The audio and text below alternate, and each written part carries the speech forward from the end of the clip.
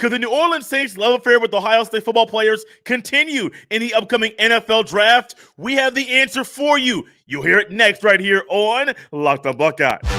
You are Locked on Buckeyes, your daily podcast on the Ohio State Buckeyes. Part of the Locked on Podcast Network, your team every day.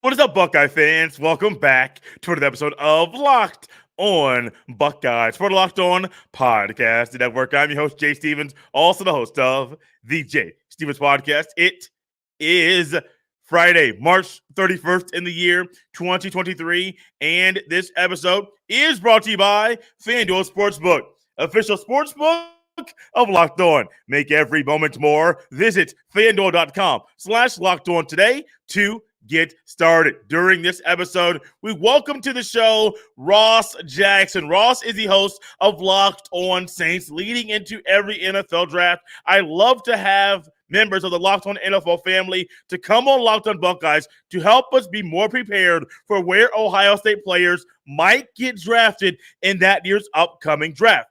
In comes Ross Jackson. The New Orleans Saints have multiple guys starting on offense, multiple guys starting on defense, and there are a couple guys that might be good, ideal fits for them in the National Football League. Ross is here. Ross is great at what he does, and you'll love what he has to say about if Jaxon Smith-Njigba will be drafted by the Saints and why the Saints love Zach Harrison. And joining us now is a man that I have every year prior to the NFL draft, because it seems like the New Orleans Saints always go after Ohio State Buckeyes. It's a love affair that they have with the school, and I love it because it gives me an excuse to talk to Ross Jackson, the host of Locked On Saints. He is a voice you hear, not just during draft season, but as we do our Buckeye road trip around the NFL. We got to go down to the Bayou and get Ross on there to talk about the Saints pros that they have there and how they play in the upcoming NFL season. Upcoming NFL season, they might have a couple Buckeyes on their team, and Ross is here to talk about them. Ross Jackson, that's a lot to talk about and a lot to say before getting to you, man. How you doing? Hey, brother. Oh, man. Look, if it wasn't for the love affair between the New Orleans Saints and the Ohio State Buckeyes, these intros when we jump in would be like 30 seconds. Hey, he's Ross from Locked On Saints. But we have there's so many connections here, man. There's so many connections here. So pleasure to be here with you, homie. It's always a fun time. It's always fun. I was recently looking at a depth chart via ESPN.com for the New Orleans Saints. There's two starters on offense, Michael Thomas, Chris Olave. Those are Buckeyes. Two Buckeye starters on defense, Pete Werner, Marshawn Lattimore. Michael Thomas just signed a one-year contract. We're going to talk about that a little bit as well. But there's another receiver at Ohio State that the Saints might, I say might in a big possible might, be able to get if he falls to them in the latter part of the first round. That's Jaxon Smith-Njigba.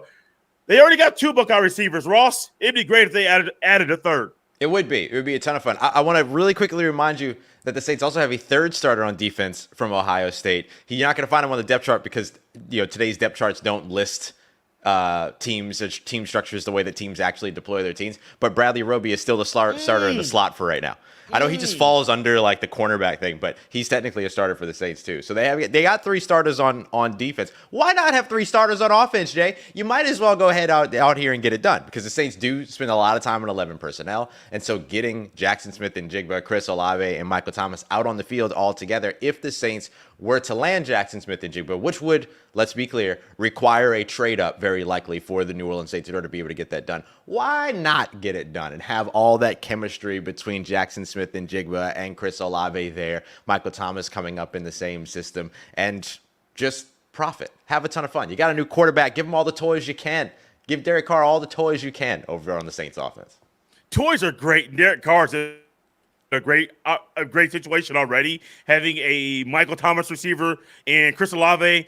But being able to add in Njigba, who is a guy that, as we talked before we started recording, he can play in the slot. He does it phenomenally. He can also play outside, not probably where most people think he'll be. I've been saying for a long time, Ross, I think Njigba's better suited in the slot versus outside. However, him in the slot in 2021 at Ohio State, 96 catches, over 1,600 receiving yards, 10 touchdowns, I think over 10 touchdowns. It was insane to watch, fun to watch. And that's why I think this time of year where he's reminding everybody, hey, y'all, I missed basically the entire season. Mm-hmm. I am still that dude. I am him as he's running these routes and doing these workouts at the Combine and the Pro Day. As he's reminding everybody who he is as a player, the Saints are like, you're going to fit with us no matter what. Maybe we should move up to get you in the draft.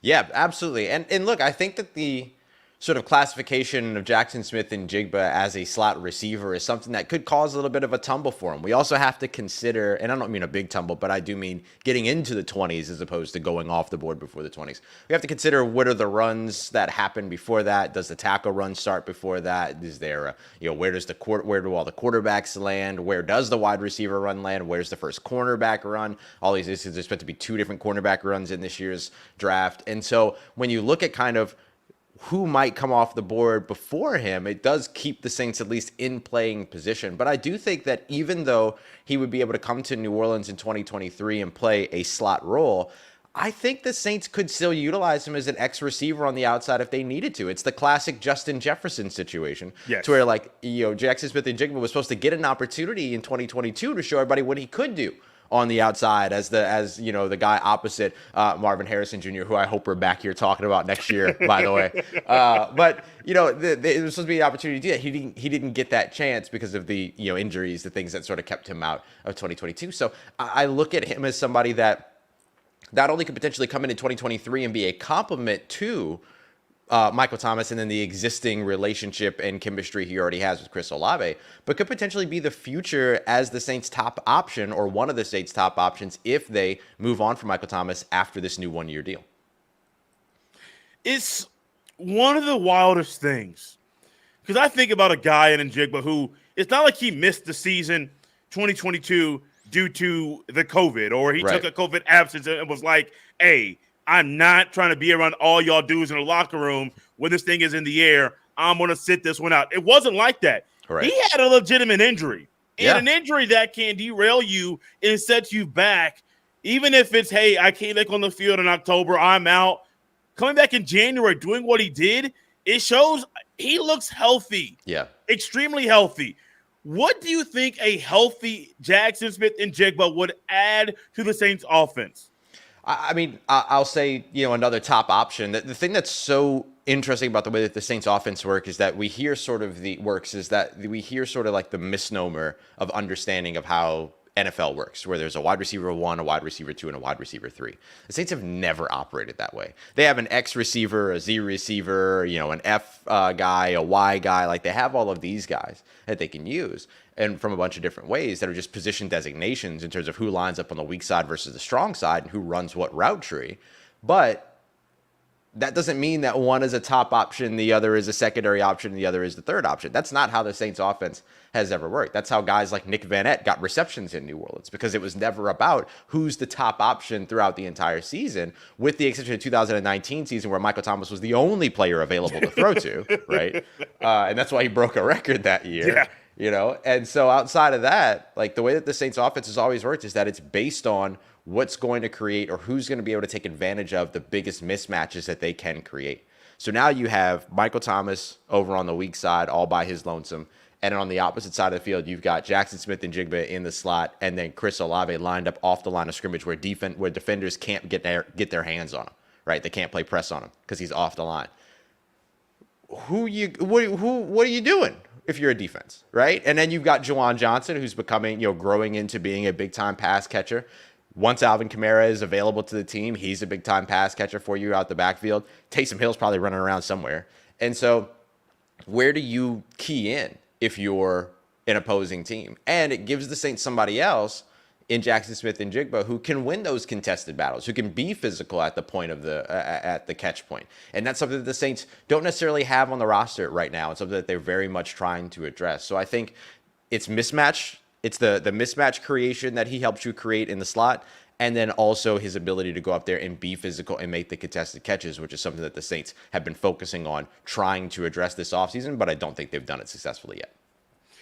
Ross, with a new quarterback, you're going to try to build chemistry, and it would be great for Derek Carr if he was able to get Njigba to come on to the offensive side of the ball, because he is going to be a teammate once again with the guy who he already has chemistry with in Chris Olave. And one of the best things I like about these two receivers, you can even group Garrett Wilson in that trio as well, because they all played together at Ohio State. Yep. They're extremely unselfish.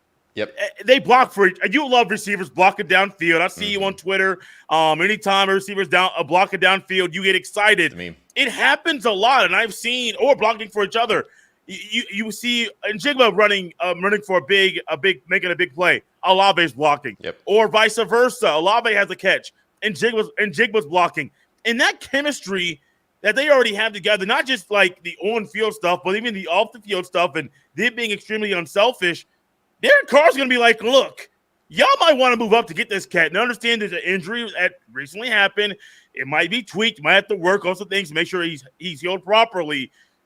But as a quarterback, I would want someone that's new, fresh, but also knows how to work with the guys that he's going to be on the field with.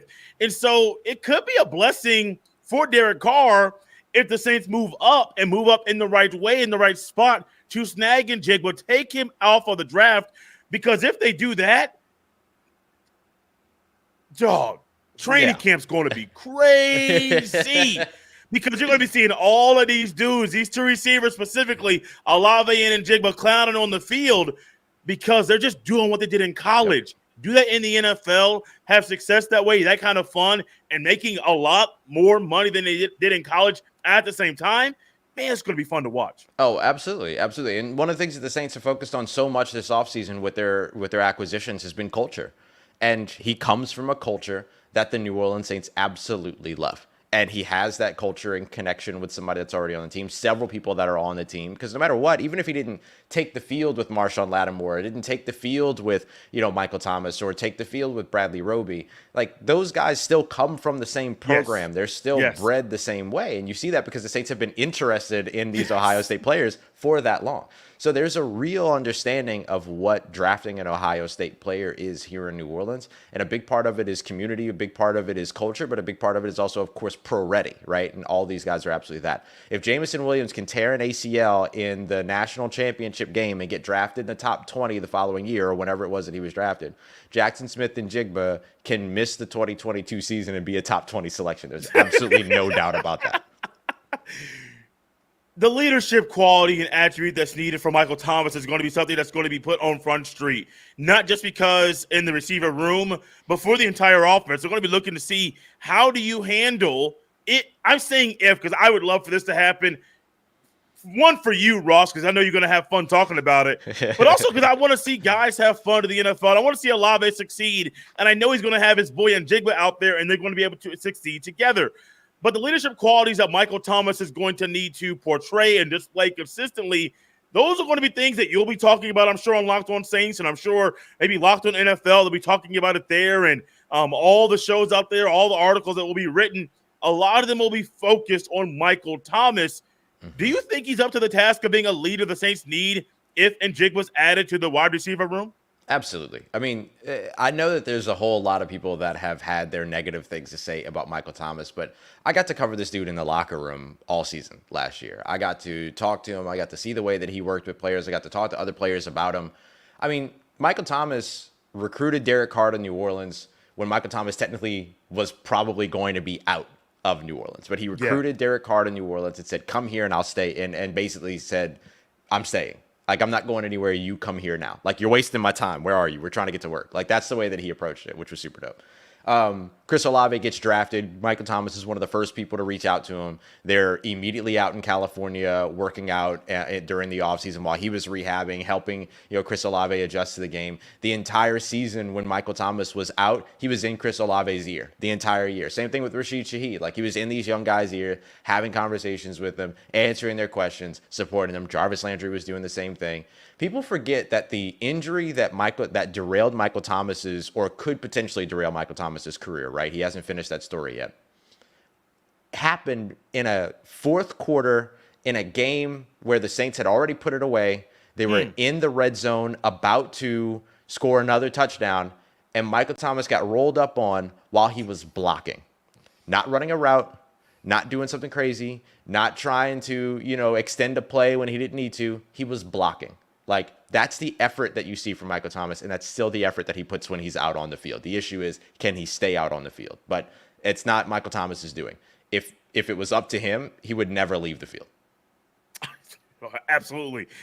I agree with that one 100%. Ross, when I sent you the text asking about guys that the Saints might go after, might be good fits for them in the NFL draft, guys, and Njigba was not the first name that he said.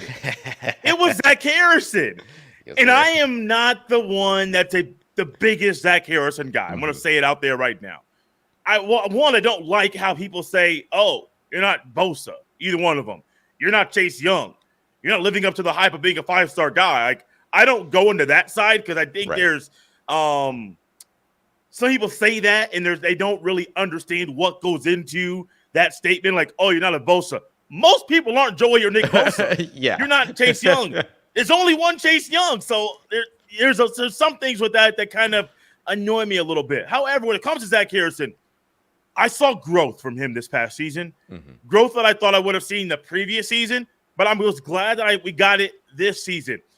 I believe that Zach Harrison might be a project, like 2 or 3 or 4 year project in the National Football League, but that doesn't mean he will not be a guy who gets multiple contracts in the National Football League, a guy that plays for a long time, might play for multiple teams, but he's still going to be a staple. He's going to be a great piece of the pie wherever he is.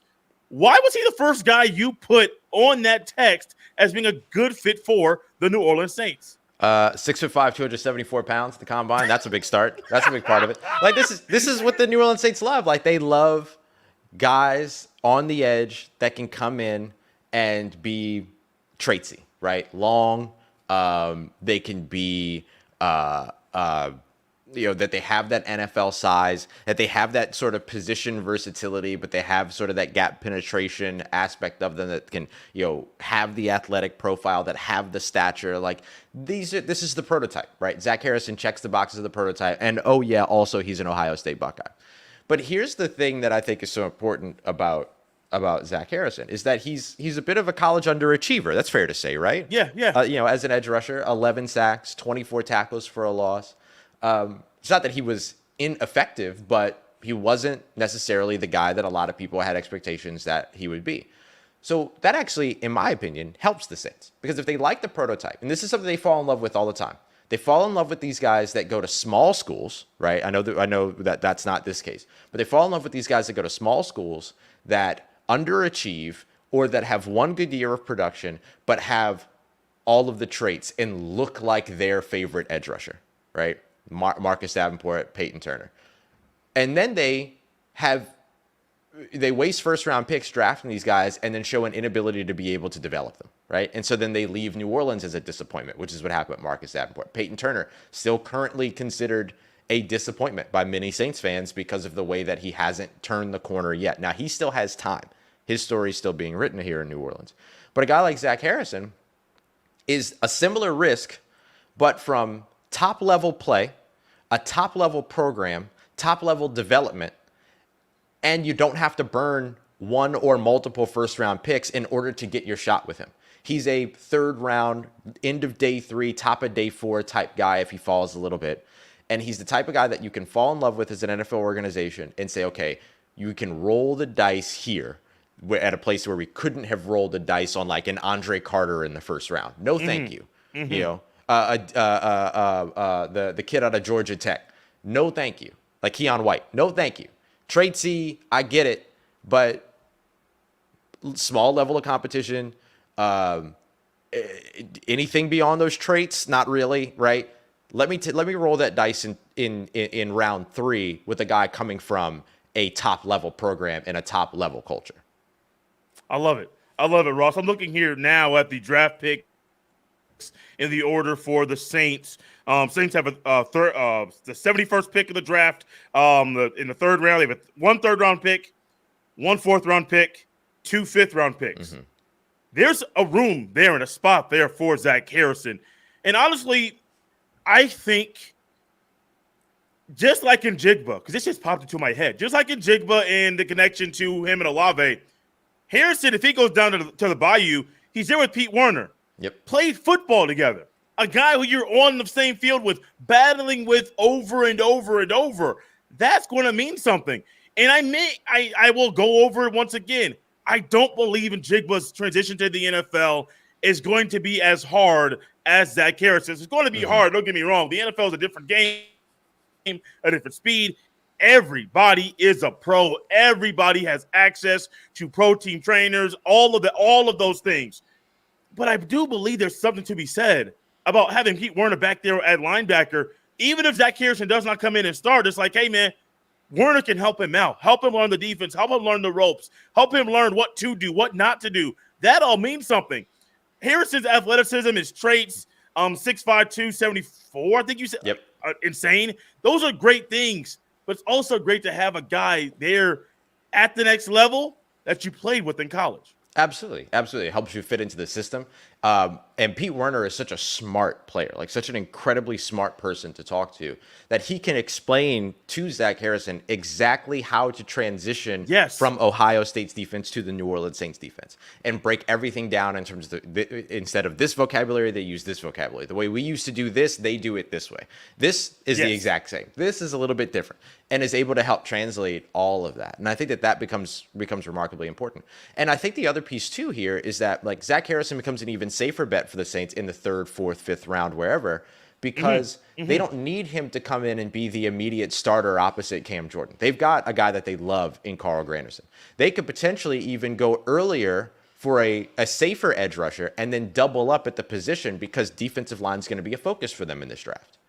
And so you have an opportunity here to grab a guy that's going to be able to rotate and come in key positions so that if there's any concern over the inconsistency that he showed in college, you're mitigating some of it by being selective in terms of how you're utilizing him. So if you have anything that's inconsistent in terms of his play speed or his recognition, or he's showing tightness in some area of the game, mental tightness in terms of some area of the game, you can alleviate that tension by saying, all right, well, it's 3rd and 10. It's an obvious passing down. Let's bounce Cam Jordan inside. We'll put Zach Harrison on the outside. We'll run a NASCAR package. Zach, just go out there, pin your ears back, man. Do what you're comfortable with. And they can utilize him in a way that's specialized until he does make that leap or does turn that corner. And they have the space to do that because they're not burning this year and next year's 1st round pick on him like they did in 2018 with Marcus Davenport, right? They're getting him at a spot in the draft where you expect to have to deal with some development. Ross, last thing for you here quickly. I see here now there is a 2nd round pick that the Saints have. Many people, this is not in your text, I'm just spitballing here. Many people are saying DeJuan Jones, 1st round pick. I'm not buying into that just yet. I don't know if I'll ever buy into that. It was a decision he made at the pro day that I think will be why he will not be a 1st round pick. 2nd round pick might be where he's going to go. 3rd round pick at the latest. But with that 2nd pick with 2nd round pick that the Saints have, do you think DeJuan Jones is a possibility for them? Absolutely. I don't think that I wouldn't put him at the top of my list when it comes to 2nd round, but he's a remarkably talented player. He's the prototype, all those other things. And because the Saints have dealt with back-to-back, they bookended Trevor Penning's season, who they drafted last year out of Northern Iowa, who was supposed to become the left tackle after Teron Armstead left. He bookended his season with 2 different foot injuries. He had a turf toe injury that kept him out for the first 10-plus games, and then at the end of the season, the last game of the year, he had a Liz Frank injury. And so you have your concerns now about can the man's feet hold up? And then over on the opposite side, Ryan Ramczyk, who came from Wisconsin, has been outstanding, but he's also been dealing with injuries. He was limited every single Wednesday all throughout the season in terms of practice, and then missed a few games as well. So continuing to build depth on the offensive line is something that absolutely makes sense for them. And so a guy like DeJuan Jones could be a good option. You want somebody that's just going to be mean and ruthless out on the field? DeJuan Jones is absolutely that guy from what I saw at the Senior Bowl and from what I was seeing on the state. And so I think that he could absolutely be a fit there. I think that there are probably more pressing needs or more pressing positions that they might look to address with their 1st and 2nd round picks. But if the board falls the right way and the 2nd or 3rd round and he's there and they feel pretty comfortable I could absolutely see them continuing to invest in the trenches, whether it's on the offensive line or the defensive line. That's where the Saints really love to focus in the draft. My guy, Ross Jackson. Ross, it's always fun catching up with you. I actually look forward to doing this hopefully after the draft, like the post-draft shows we do around here. At least I do them. Trying to get guys like Ross and other guys that are part of the Locked On NFL family to come over here. Look forward to that. Hopefully, Njigba happens. He'll have to fall into your lap at 29, but I'm hoping it happens. But also, Ross, look forward to our summer check-ins as we do our Buckeye road trip around the NFL. Well, we got 6. We kind of 5. No, excuse me, 5 starters. Yeah.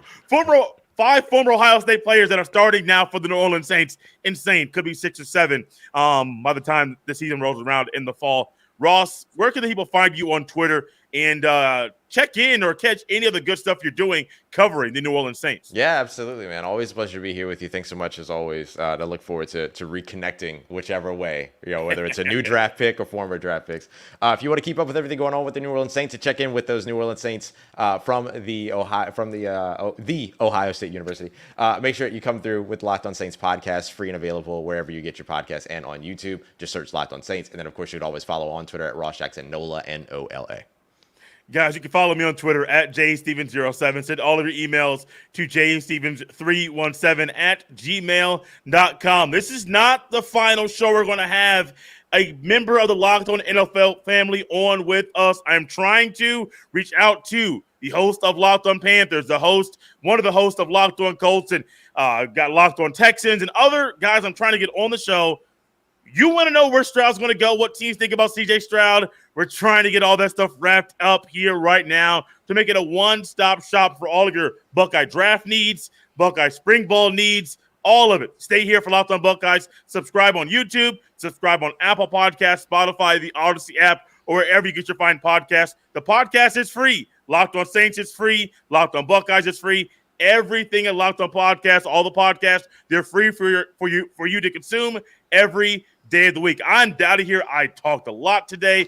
Had to get it in since it wasn't a solo show. Guys, out of here. Enjoy the weekend.